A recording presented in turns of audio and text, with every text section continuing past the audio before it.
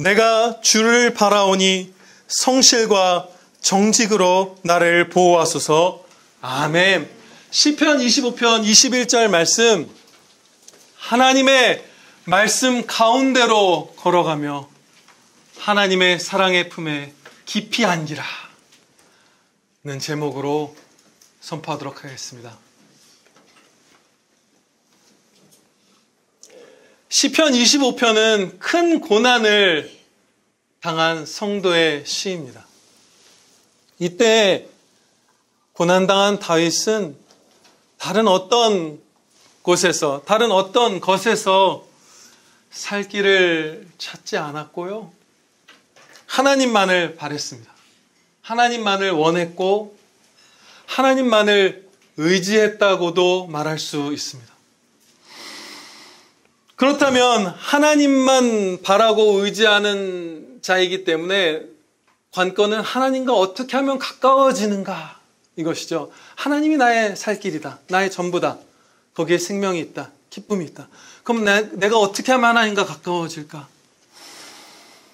다윗은 하나님의 사랑의 품에 깊이 안기는 방법을 바르게 선택했습니다. 은혜 가운데. 그것은 하나님의 말씀 가운데로 걸어가는 것이었어요. 말씀만 따라서 사는 것, 그 방법을 통해서 나의 모든 것 대신 하나님과 가까워지리라, 하나님을 얻으리라. 우리는 환난을 당할 때 하나님이 아닌 다른 것을 바랄 수 있습니다. 다른 것을 의지할 수 있어요. 이것은 사랑의 문제이기도 하고 믿음의 문제이기도 합니다. 하나님을 사랑하는 것보다 세상의 어떤 것들을 더 사랑하는 그런 죄악이기도 하고, 우리가 빠지는 것이. 또 하나님이 내게 평안과 만족과 생명을 주시리라는 믿음이 부족한 것이에요. 그래서 다른 것이 오히려 나를 더 채워줄 것이다 생각하고 그것을 쫓는 것이죠. 친구가, 사람의 칭찬이, 좋은 환경이, 이런 것들이 나를 보호할 것이다 라고 생각하면서 하나님을 믿지 못하는 거예요. 사랑의 문제, 믿음의 문제로 환난 가운데 다른 것을 의지하는 것이죠. 또 어려움을 겪을 때 성경 말씀대로 사는 것만이 살 길이라는 사실을 굳게 믿지 않고서 다른 방편들을 조금씩 취하기 시작하는 안타까운 경우들도 있습니다. 말씀대로 여기서 한 걸음을 내딛고 그랬다면 큰 은혜를 입고 회복되었을 우리가 말씀이 아닌 다른 사람의 소견에 오른 대로 걸어가면서 그 은혜를 코앞에서 놓치는 거예요. 하나님께서는 우리의 걸음마다, 말씀의 길마다 은혜를 미래로부터 계속해서 우리에게 다가오게 예비해 주셨잖아요. 그런데 그걸 놓치는 것이죠, 우리가 스스로.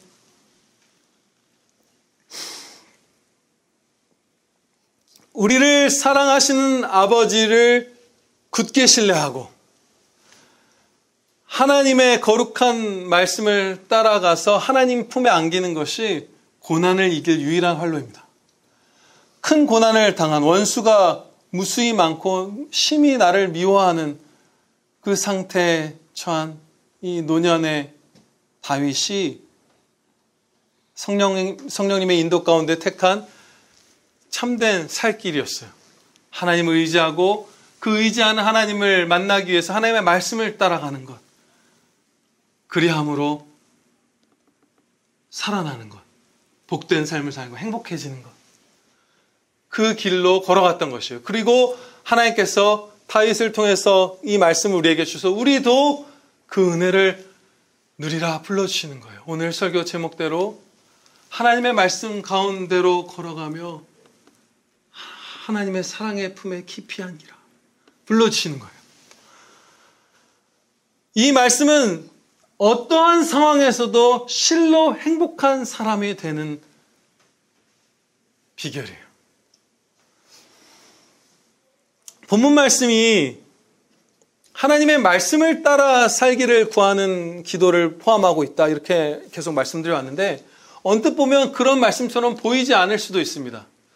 여기 어디 21절에 어디에 하나님의 말씀 가운데로 전진하기를 바라는 간구가 들어있는가? 그러나 이 말씀은 하나님의 말씀만 따라 살기를 바라는 바로 그런 기도예요. 이와 관련해서 먼저 성실과 정직이라는 이 말씀에 주목하여 보도록 하겠습니다.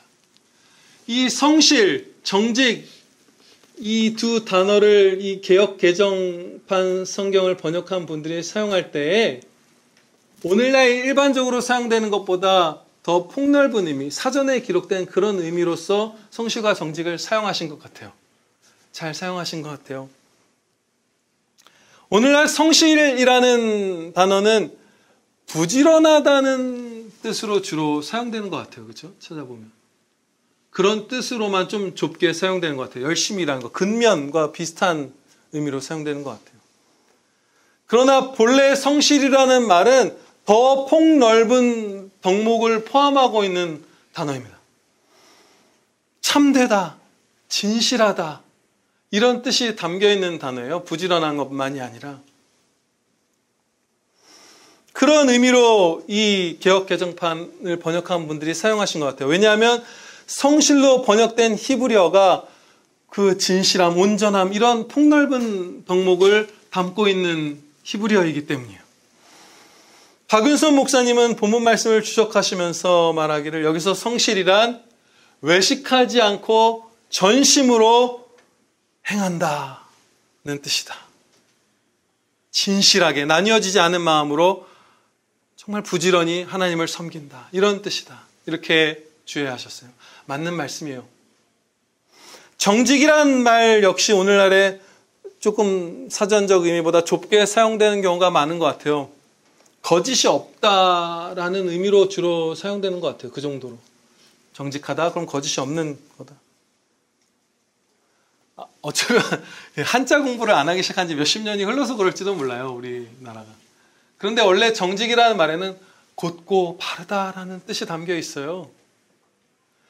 어떤 사람이 자신의 악한 욕망을 그대로 드러내면 그 사람은 정직한 사람이라고 할 수가 없는 거예요. 곧고 바르다는 뜻이 들어있는 게 정직이기 때문에.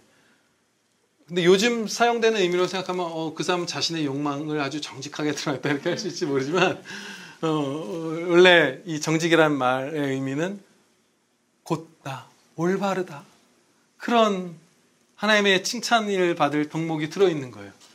거짓이 없을 뿐만 아니라. 그럼 곧고 바른 길, 진실되게 나뉘어지지 않은 마음으로 하나님을 섬기는 길은 무엇일까요? 오직 하나님의 말씀을 따르는 것이에요. 지금 다윗은 그것을 구하는 거예요. 다른 어떤 길도 없잖아요. 우리 마음대로 최고의 100의 열심으로 예배드려도 하나님께서 말씀으로 가르쳐주신 방법으로 예배드리지 않으면 죄잖아요. 그것을 다윗이 경험했잖아요. 레위인의 어깨임에서 법궤를 옮기라 했을 때 그러지 않고 온갖 화려한 수레와 초대규모의 찬양들을 했을 때 하나님께서 크게 징계하셨잖아요. 하나님의 말씀대로 살아가는 것만이 곧고 올바르고 성실한 그런 길인 거예요. 다윗은 그것을 알았어요. 그리고 이 시편 전체에서 사실은 이미 앞서서 이 결론적인 말씀에 앞서서 하나님의 말씀대로 살기를 구했었습니다. 한 부분만 예를 들면 4절, 5절 말씀입니다. 여호와여 주의 도를 내게 보이시고 주의 길을 내게 가르치소서. 주의 진리로 나를 지도하시고 교훈하소서. 주는 내 구원의 하나님이시니 내가 종일 주를 기다리나이다. 같은 말씀이죠. 내가 종일 주를 기다리니까 하나님의 말씀 가운데로 인도하여 주소서. 하나님을 만나 뵙게 없소서. 21절 내가 주를 바라니 곧고 올바른 길, 그 참된 길, 말씀 가운데로 날 인도하옵소서. 거의 같은 간구를 계속해서 사실은 25편에서 드려왔던 것이에요. 지금까지 살펴본 바와 같이 이 본문 말씀 21절 말씀은 하나님의 말씀대로 살면서 나를 사랑하신 아버지의 품에 깊이 안기기를 간구드리는 그런 기도인 것입니다.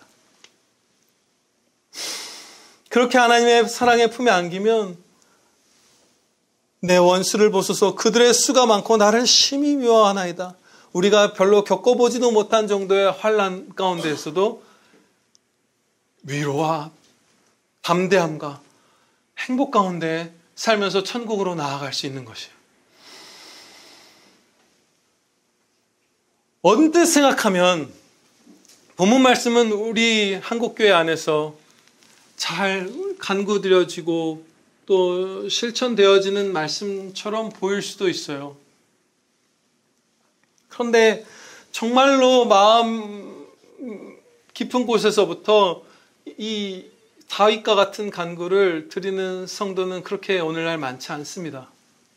저와 여러분도 정말 깨어 근신하지 않으면 이 말씀에서 벗어나서 헤맬 거예요. 비참하게, 슬프게. 바꿔 말하면 하나님을 바라는 사람이 적고 하나님을 의뢰하는 사람이 적고 하나님의 말씀대로 살면 내가 하나님의 사랑의 품에 안겨서 살아나리라, 행복하리라 신뢰하는 사람이 적은 거예요. 오늘날 우리 한국교회 안에. 이에 대해서 한 가지 중대한 예를 들어보고자 합니다. 오늘날 적지 않은 어떤 지교회의 공동체들 혹은 교회 연합들 혹은 각 성도 개인들이 이 사회의 부패함이나 자유를 침해하는 이런 법들, 여러 악행들 이런 것들에 항거합니다. 그렇죠? 대부분의 그 행동들 방향성은 바른 것 같아요. 외치는 것들. 이런 법을 차별금지법을 막아라 이런 것들이죠. 예를 들면 대표적으로. 성경에 합한 것들을 추구하면서 그 악에 맞서 싸우고 있어요. 많은 그래도 이 한국 교회에서 경건한 분들이 맞아요. 그것 하는 것이 옳고 그 방향도 대부분 성경에 비추었을 때 맞습니다. 제가 판단하는 것이 아니라. 그런데 우리는 조금 다른 부분에 주목하는 것이 절실합니다. 사회에 대해서 올바른 목소리를 내는 교회들 혹은 각 성도들이 속한 지교회들, 그 교회 안에 하나님의 말씀에서 심각하게 벗어난 부분이 있는데 그 부분에는 무감각하다는 거예요. 이 사회의 부패함에는 정말 민감하게 반응하면서 울부짖고 저항하는데 그리고 나서 자신의 교회 안에 있는 성경을 거스르는 성경에서 많이 벗어난 가르침들, 행동들에 대해서는 그냥 내버려 두는 거예요. 자유를 침해하는 악법 같은 것보다 정치인들의 말할 수 없는 그 악함보다 교회가 훨씬 더 격렬하게 저항해야 할 것들이 교회 안에 있어요. 성경 말씀을 하나님의 무한 말씀도 아니고 진리도 아니라고 하는 자유주의 신학, 하나님의 진리를 갈갈이 찢는 그 신학에 영향받은 교회들이 얼마나 많아요. 돈을 사랑하는 교회들이 또 얼마나 많아요. 그것을 공공연하게 가르치고 양심의 가책을 안 느끼게 하고 추구하고 얼마나 다양한 방식으로 돈을 노리나요. 목사님들로부터 일반 성도분들까지. 돈을 사랑하죠, 저희가. 근데 그것이 충동적으로 은밀하게 죄를 했다가 회개하고 이런 게 아니라 드러내놓고 고착화되어서 할 만큼 돈을 사랑하는 모습도 얼마나 많아요. 제가 목사 안수를 받고 강도사 고시를 치고 하던 그 시절 한 10년 전 정도부터 들었던 말들이 있어요. 교단마다 또 교단 안에 있는 여러 노예들마다 조금씩 다르긴 하지만 목사 안수를 받기 위해서 전도사님들, 강도사님들이 150만 원을 내야 된다. 200만 원을 내야 된다. 거기 온 목사님들 돈을 줘야 하기 때문에. 50명이 200만 원씩 내면 얼마죠? 1억인가요? 100명씩도 안수 받아요. 어떤 큰 노예 이런 데. 1억, 2억씩 돈이 모여요. 그러면은 그런 장소는 대관료를 내는 게 아니잖아요. 그냥 큰 교회에서 보통 하잖아요. 신학교나 교회나 이런 데서. 비용이 없어요, 거의. 그 돈을 목사 50만 원, 70만 원, 100만 원 받는 전도사님들이 100만 원, 200만 원을 빚내서 부모님한테 빌려서 아내한테 손을 벌려서 내서 안수해주는 분들한테 몇백씩 쥐어주는 거예요. 그런 일들이 제때 듣고 그게 진짜인가? 어떻게 그럴 수 있지? 다시 찾아봤더니 여러 교단, 여러 노회에서 벌어지고 있는 일이더라고요. 공공연한 거예요. 돈을 사랑하는 게. 그런 데는 한과하지 않죠. 제 또래 전후의 목사님들이 이제 담임 목회를 시작합니다. 제 동기들, 친구들도 담임 목회를 많이 시작해요. 그러면 어떻게 하죠? 규모가 조금만, 우리 정도 교회 예산만 돼도 할 수 있어요. 서로 초대하는 거예요. 정말 귀한 말씀을 들려준 목사님이 있다. 그래서 서로 그 강사비 이런 걸 받는 거예요. 50만 원, 100만 원, 뭐 큰 교회는 좀 더, 나도 니네 교회 가고 너도 우리 교회 와서 돈을 받고, 그러면 그 사례비 이외에 추가로 한 달에 뭐 100만 원씩 이렇게 생기는 거예요. 그런 것들. 또 교회가 무슨 비싼 장비를 정말 저렴한 가격에 사지 않고 일반 시민들이 사는 것보다 더 비싼 가격을 내고 사면서 리베이트를 받아서 성도 모르게 교회 예산으로 목회자들의 돈을 불린다. 뭐 이런 신빙성이 있는 추정들, 이상한 거래 정황들도 나오고. 온갖 것들이 교회 안에 있어요. 돈을 사랑함. 일반 성도들이 돈을 사랑하면 말할 것도 없죠. 막 주일날 모여서 주식 투자 얘기하고 그러잖아요. 청년들이 모여서. 그거에 한거하지 않는 거예요. 하나님의 영광을 높인다고 하면서 자기를 높이는 것. 얼마나 기이해요. 요즘 찬양팀들 영상 보면 그 가사 내용이나 여러 문제도 있지만 직접적인 그 영상을 보면 그 카메라의 경로를 한번 여러분들 상상해 보세요. 카메라에 찍힌 것을 보지만 찍는 카메라의 시선을, 그러면은 막 성도들 사이로 해집고 다니면서 그 나는 은혜 입었어 하는 걸 찍는 거예요. 막 그 앞에서 막 다 그렇게 하는 거예요. 카메라가 막 슉 하면서 막 화려한 연주를 보여주려고 하고. 신비주의, 이 신비주의라는 것, 무슨 막 방언과 예언과 이런 성령님의 거룩한 은사들을 자신을 높이는 데 쓰고, 나는 영역이 있는 목사고 권사고, 무슨 금리빨이 나타나고, 신사도주의, 거짓 치유 사역 등에 물들고. 교회 안에 세차 동호회도 있다고 하더라고요. 어떤 교회는 교회에서 공식 인증해준 동호회를 선택할 수 있게 메뉴판 같은 게 있어요. 세차 동호회도 있고 PC방도 있고 교회 안에 러닝크루도 있고. 목사님들마다 하나씩 들어가요. 테니스 동호회도 들어가고. 그 미국에서 이미 했던 것이죠. 그 우리는 군인이잖아. 하나님의 전신갑주를 입으라. 군함이 아니라 요트처럼 교회가 변해버렸다 했던 서구교회의 그 지적들, 울부짖음들, 거룩한 성도들의. 여기 수영장도 있고요, 키즈 카페도 있고요, PC방도 있고요, 흡연실도 있고요, 동호회도 취미별로 다 있고요. 오토바이 동호회 하면 되겠네요. 저는 좋아하니까. 그걸 말해서 우리 놀자. 여기가 제일 재밌다.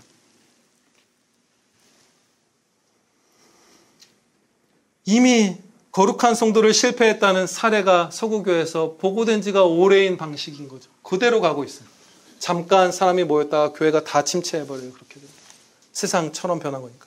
하늘의 소망을 두고 하늘의 보물을 쌓고 위의 것만을 생각하는 것이 아니라 이 땅을 목표로 삼고 살아가는 그런 가르침들이 얼마나 교회 안에 많고 그렇게 살아가요. 우리가 무조건 높은 자리 가면 박수치고, 그게 아니잖아요. 정말 천국 소망으로 거기서 상을 받을 정말 하나님의 영광만을 위한 동기가 아닌 그냥 높아지는 것들, 이런 거 우리가 얼마나 많이 추구해요. 교회 안에서 성화를 명하신 말씀들은 가리우고, 종교다원주의 이런 것들을 추구하고, 예수님 안 믿어도 구원한다, 이슬람과 우리는 한 형제다,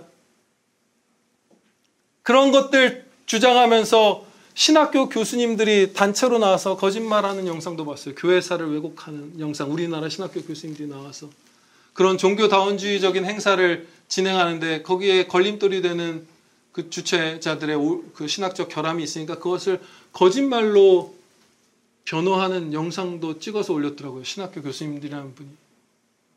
명백하게 그냥 자료로 나와 있는 역사적 사실을 뒤집어서.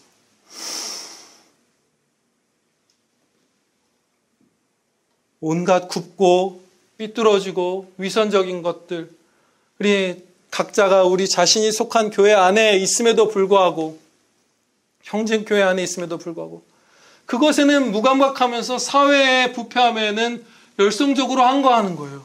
사회의 문제에 열성적으로 항거하는 것이 잘못됐다는 뜻이 아닙니다. 해야 하는 일이에요. 그런데 그거보다 훨씬 더 우선적으로 해야 할 일이 우리에게 있는 거예요. 근데 그것에는 무감각한 거예요. 예수님의 몸된 교회에 있어서 다음 두 가지 중에 어떤 것이 더 큰 문제일까요? 첫째, 사회가 부패한 것. 둘째, 교회가 성경 말씀에서 벗어난 것.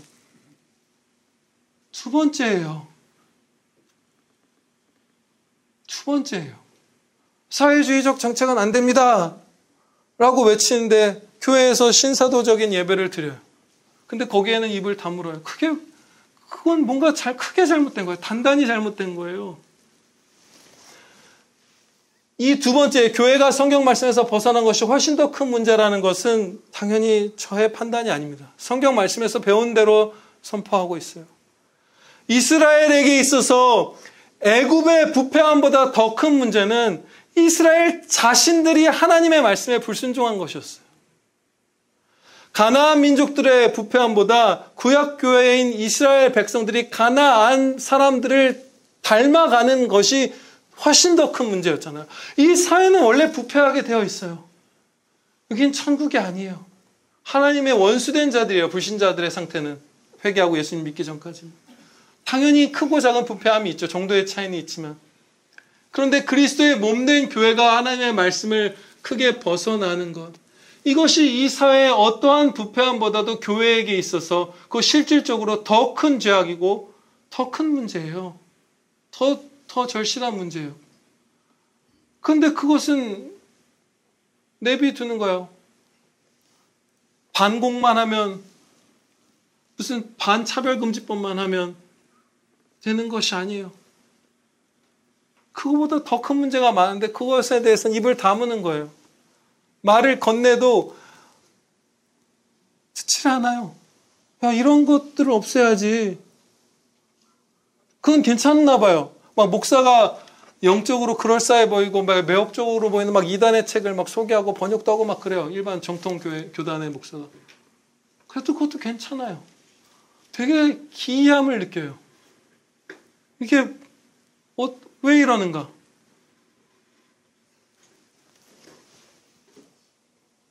오늘날 많은 성도들이 자신의 개인적인 손해나 이익에 민감하고 사회의 문제는 민감한데 교회가 하나님의 말씀에서 벗어나고 그 결과는 뭐죠? 하나님과 멀어지는 것에 둔감한 거예요. 하나님과 멀어지는 것에 둔감한 거예요. 생의 여러 고난들 앞에서 하나님의 말씀 가운데로 가기만을 정말 대부분의 시간에 바랬고 그렇게 살았던, 그래서 기쁨 가운데 천국으로 전진한 우리 박윤선 선배님, 우리의 선배님이 21절 말씀을 너무나 지혜롭게 설명하고 있어서 제가 제 언어로 해보려다가 실패하고 그대로 읽어드리겠습니다. 다윗은 비록 많은 원수가 있고 역경에 처했을지라도 진리의 길에서 떠나 생을 도모하려 하지 않는다. 그는 여전히 진심으로 진리로 지켜케 해주시기를 하나님께 기도한다. 그는 역경에서도 그의 유일한 활로는 오히려 하나님의 진리 궤도대로 직행함이라고 믿는다. 이 끝엔 뭐가 있죠? 이 가운데엔 하나님이 가까이 하시는 은혜가 있어요. 다른 길을 찾는 거예요. 여러 환난 가운데. 이제 한국교회 성도가 극적으로 줄어든다는 시기죠. 그러면 이제 담임 목회를 시작한 젊은 목사님들이 요즘 종종 택하는, 점점 많이 보이는 방식이 있더라고요. 그게 뭐냐면 주일에 이제 교회로 올 때 무슨 패션 잡지에 나오는 사람처럼 옷을 차려입고 나오는 제 또래 목사님들이 많더라고요. 저보다 좀 어리거나 저희 형님, 조금 작은 형님뻘 되는 뭐 이런 분들. 막 별별 옷을 다 입어요. 그 화려한 깃털이 달린 막 흰색 트위드 무슨 샤넬 자켓 같은 거 목사님도 입고 막 무슨 군복 무슨 복각한 막 밀리터리 팬츠에 뭐 이런 걸 입은 분도 있고 온갖 스타일이 다 있어요. 뭐 온갖 안경 막 바꿔 끼고 온갖 막 가죽 자켓 입고 나오고 그거 이미 한 세대 전에 막 미국, 호주 이런 데서 했던 거거든요. 그쪽 서구 사회는 그게 이거죠, 사실. 어떻게 하면 내가 멋있어 보일까? 그래서 어떻게 하면 사람들이 나를 따르게 할까? 그러면 이 교회 성도가 줄어가는 이 시기 속에서도 적어도 내 교회에는 사람이 많고 나는 넉넉한 사례비를 받고 목을 딱 지켜 세우고 살 수 있겠지. 그거 서구교회에서도 이미 예전에 했어요. 걔네는 우리보다 남성성 이런 걸 더 매력적으로 여기잖아요. 그래서 서구교회 목사님들 헬스를 많이 했습니다, 옛날에. 근육 빡 키우고 문신 딱 새기고 가죽 자켓 입고 라이더 자켓 입고 나오고 이런 목사님들 이미 몇십 년 전에 많았고 이미 그들의 삶이 현세 안에서도 얼마나 부패한지 많이 드러났어요. 제일 대표적인 사람이 누구였어요? 저스틴 비버라는 그 유명한 가수의 멘토라고 했던 칼 렌츠라는 목사. 결국 미모의 무슬림 여성과 바람이 나서 목회를 관뒀잖아요. 그리고 그 힐송 처치, 우리나라 수많은 교회들이 찬양 따라 부르고 사역을 본받아야 했다고 했던 그 세속적인 힐송 처치는 그 담임 목사가 아동 성폭행을 은닉한 죄가 드러났잖아요. 똑같이 가는 거예요, 지금. 그런데 왜 그러는 거죠? 다른 방식을 택하는 거예요. 지금 성도가 없다고? 참 성도일 수도 있어요. 그런 목사님들이 심지어. 진짜 목사일 수도 있어요. 거짓으로 들어온 불신자 1위가 아니라. 그런데 하나님의 말씀대로 가면 나의 살 길이 열린다. 하나님 곁에 내가 있게 된다. 안 믿는 거예요. 멋이라도 내서 사람들 모아볼까? 아니 무슨 테드 강연처럼 김창욱 그 교수님처럼 재밌게 강연하듯이 설교해서 사람을 모아볼까? 사람들이 불편하는 말씀들은 좀 하지 말까? 혹은 인기에 얻을 거짓말을 해볼까? 그런데 그런 모습들이 우리 안에 만연한데 거기에는 둔감한 거예요. 최근에 한 어떤 성도가 다른 성도의 무슨 확인할 수 없는 소문을 듣고 뭐 염려하고 비판하고 뭐 이런 모습들을 보았어요. 근데 그 성도가 다니는 교회의 모습을 저는 알거든요. 너무나 잘 알려져서. 이상한 치유사역하고 악한 영들의 활개치는 그런 교회거든요. 그곳에는 성경에 그냥 어기는 게 그냥 눈앞에서 매주 행해지는데 그것에는 둔감하고 누가 이랬대더라. 누가 저랬대더라. 그 사람이 이렇게 못된 사람이야? 거기에는 호들갑을 떨고. 그럼 당신의 교회는요? 기이한 거예요. 슬프고. 그게 지금 우리에게 벌어지는 모습이에요. 제일 사회적으로 열심히 합당한 목소리를 내는 그 사람들, 대표적인 사람들의 교회에도 극단적인 막 신비주의나 신사동동 같은 것들이 지금 있어요. 근데 거기에는 아무 말을 안 하는 거예요. 더 큰 문제인데. 우리가 얼마나 하나님을 바라지 않는가. 하나님의 말씀을 얼마나 신뢰하지 않는가. 그것을 볼 수 있어요. 더 우선적인 건 사회 문제가 아니에요. 떠날 수도 있어요. 그냥 가난뱅이가 돼서 우리 어디 신앙의 자유가 있는 대로 갈 수도 있어요. 이 사회가 무슨 뭐 공사나 되든 말든 그게 하찮은 문제라는 게 아니라 훨씬 더 중요한 건 우리의 거룩하게 하나님을 사랑하고 섬기는 거잖아요. 우리가.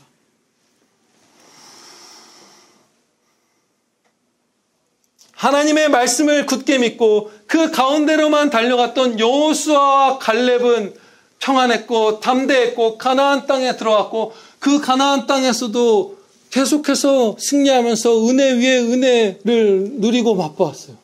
현세와 내세 복에 복을 받은 거예요. 은혜로 주시는. 불가능해 보이는 길이죠. 구약교회 안에서도 그렇게 적은 사람들만이 하나님의 말씀을 진짜 굳게 신뢰하면서 나아갔던 거예요. 두 사람만이, 그 두 가문만이 가나안 땅의 그 세대 중에 들어가는 은혜를 입었죠. 그리고 계속 승리해요. 그 갈렙 보면 여호수아도 그렇고 계속 이겨요. 그렇죠? 하나님의 말씀을 신뢰하는 거예요. 진짜 하나님의 말씀은 전능하신, 나를 사랑하시는, 나를 생명과 기쁨으로 인도하시는 말씀이다. 그걸 믿는 거예요.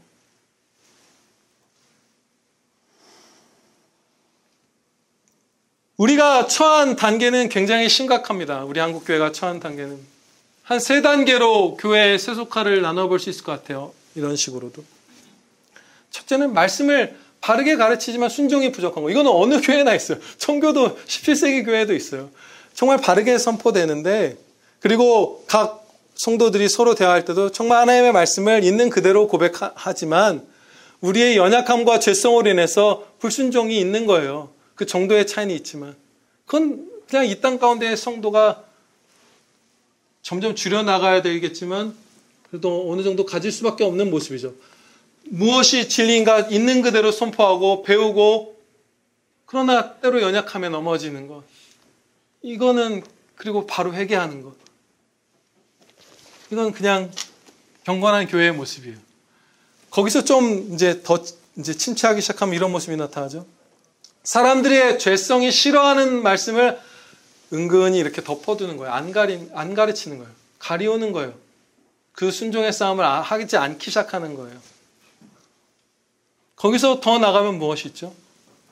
거짓을 하나님의 말씀이라고 가르치는 거예요. 이렇게 하라고 하셨다. 이렇게 이 땅에서 부유해지는 것이 성령 충만과 같은 것이다.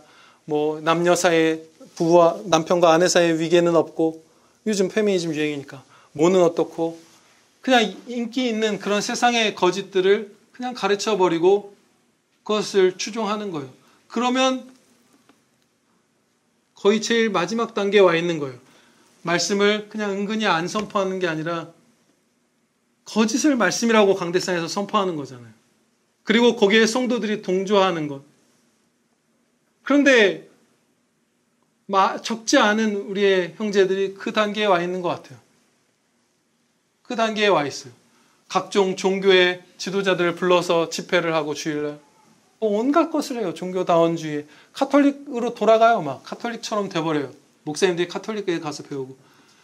그 부패한 카톨릭에서 구원 교리를 훼손해서 로마서 9장에서 요즘 우리가 배우고 있는 하나님의 영광의 부요함이 드러나는 그 구원, 은혜 구원 교리를 훼손해서 사람들에게는 구원의 확신을 빼앗고 비참하게 만들고 하나님의 영광은 가리우고 하는 그 두려운, 의심의 여지 없이 우리의 선배님들이 적그리스도적이라고 했던 그 로마 카톨릭, 목숨을 걸고 거기서 개신교회가 탈출해 나왔는데 글로 돌아가요. 요즘 목사님들이 같이 연합하자, 카톨릭과 같이 가자, 우리는 같은 길을 간다, 다 같은 것이다. 카톨릭에 있는 사람한테 전도하지 말고, 그렇죠? 같은 교회니까, 다 온전한 교회니까.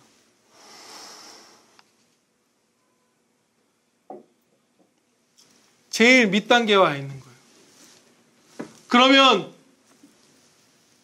그러면서 세상에 우리의 재산이 침해받고 자유가 침해받고 몸이 위험한 것에는 민감하게 반응하는 거예요. 어떻게 하지?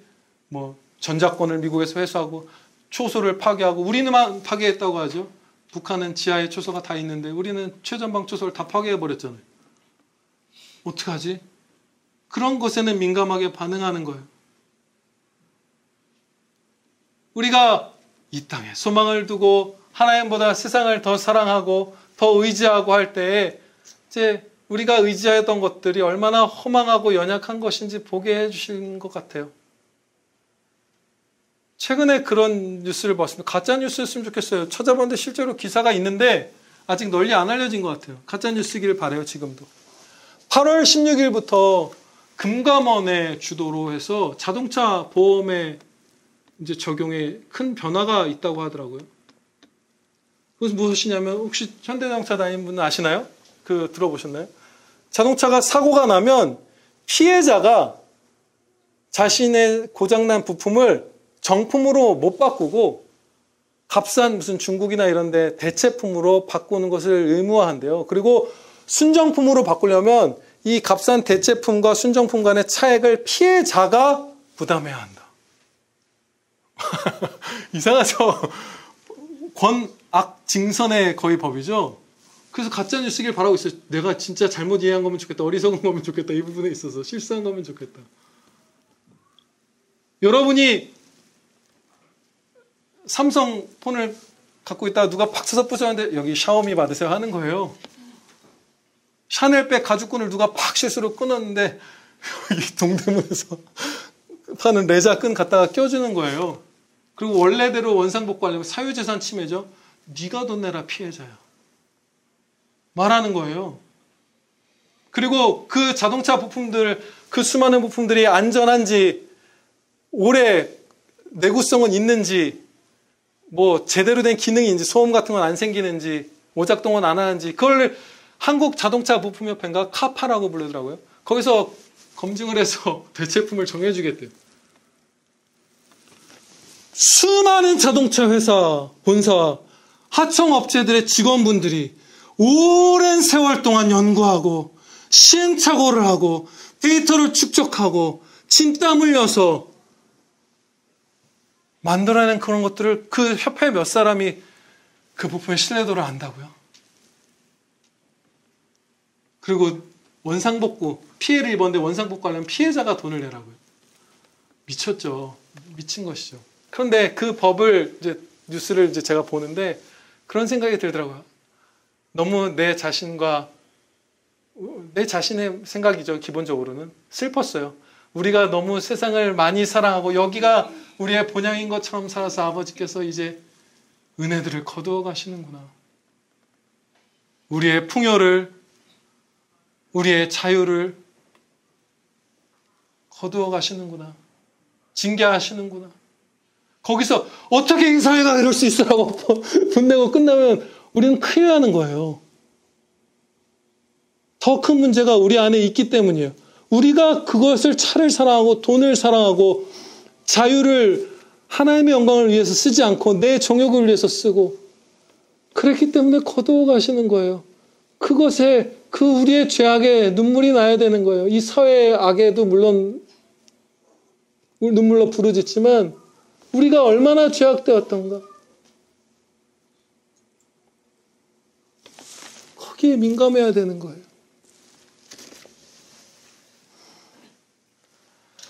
우리의 삶을 점검해야 합니다. 여러분, 천국에서 상을 받는 삶을 얼마나 소망하시나요?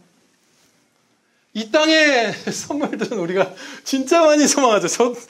저를 통해서 여러분들을 감히 이해하겠습니다.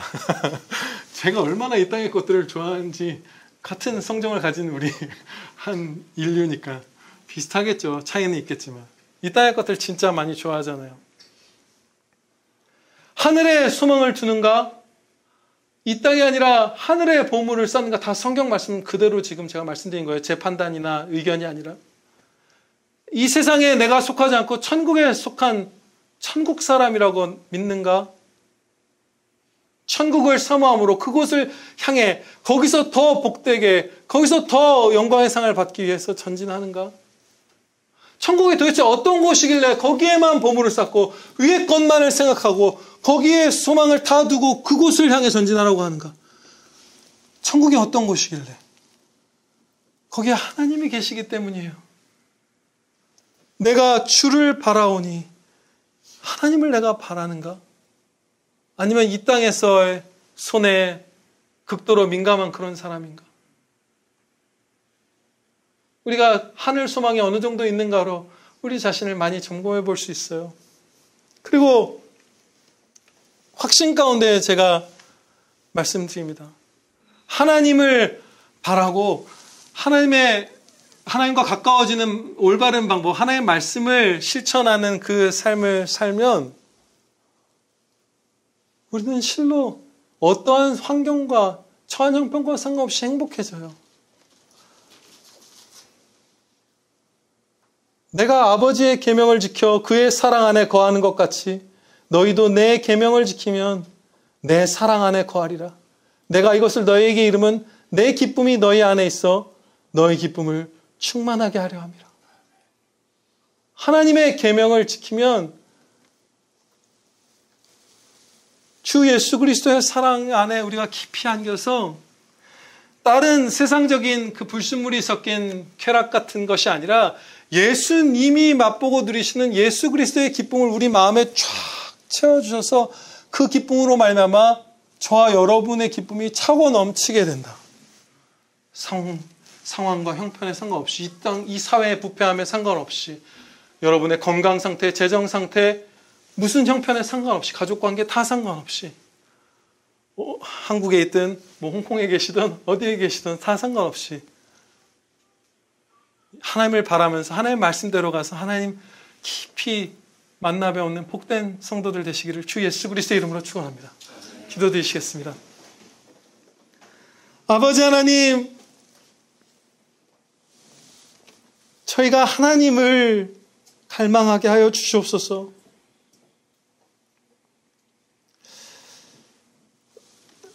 하나님보다 세상을 더 사랑하여서 이 땅의 손에 민감하고 이 땅의 이익에 민감하지만 그리스도의 몸된 교회인 우리가 하나님의 말씀에서 벗어나는 것에는 둔감한 저희들을 불쌍히 여겨 주시옵소서. 저희의 모든 죄를 다 사하여 주시고 하나님의 말씀 가운데로 직행하여 하나님을 밝히 만나 배우는 은혜 있는 자녀들 다 되게 하여 주시옵소서.